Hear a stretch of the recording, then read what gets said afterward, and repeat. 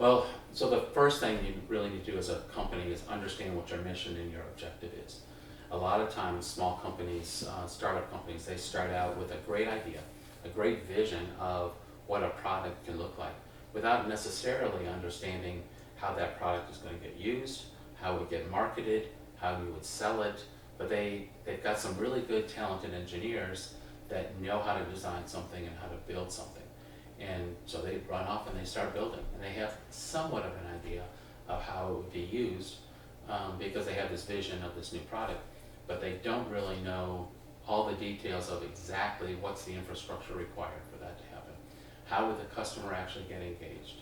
What would the details of that process be used by the customer to use that product?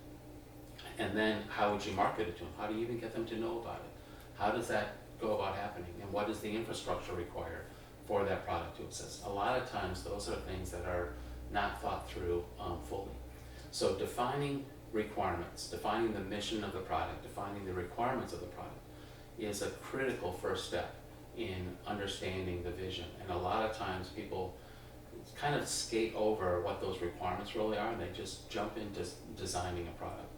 And then when you start marketing to customers, they oftentimes start latching onto a specific first customer, or even worse, they have maybe 5 or 6 customers that say, oh, I want this and I want that.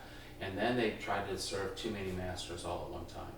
And then you really over-constrain the problem and overtax your team as a result. And then you wind up not being able to accomplish anything.